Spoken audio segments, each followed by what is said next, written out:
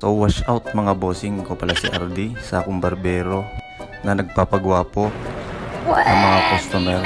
Lagi kong pinanghahawakan yung sabi ng nanay ko na ako daw yung pinakagwapo. Pero minsan nagdududa ako kasi ako lang naman yung lalaki sa aming magkakapatid. So today's ngayong araw, balang araw everyday, mag-exercise everyday to keep marites away. Mga boss, laan ko may tarpul tasong pala ko no. Samaran ko lang. Mga 2x3 matlaba mo. Pigaran picture matlaba. So, salin tayo na masantin ng pag-awat ilaman. Huwag mong subukan. Masisira ang buhay mo. Iba nyo ako. Yeah.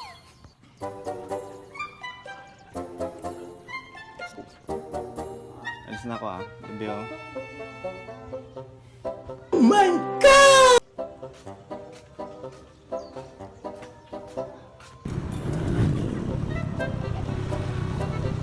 So ayun nga mga bossing, papunta na ako sa Shutter Sprint Bank. So habang nagdadrive, napansin ko yung sarili ko. Medyo cute pala ako paminsan-minsan. Pasensya na kayo sa mukha ko dahil under construction pa at under renovation na may konting under recovery.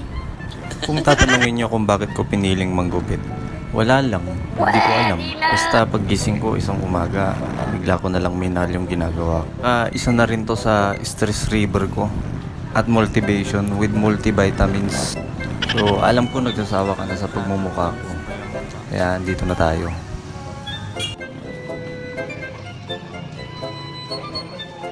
Ate, kunin ko po yung tarpol na pinagawa natin. Yung tarpol para sa barber shop. Alak lang mga boss. Yan, di mo ko lang buklat na rin shop.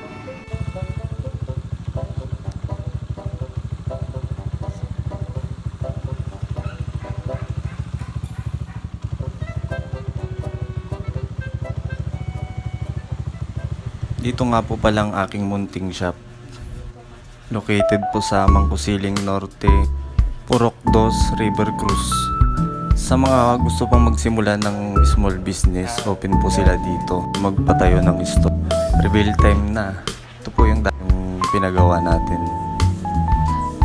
Mga bossing. At dito na nagtatapos ang ating video. Salamat sa panonood.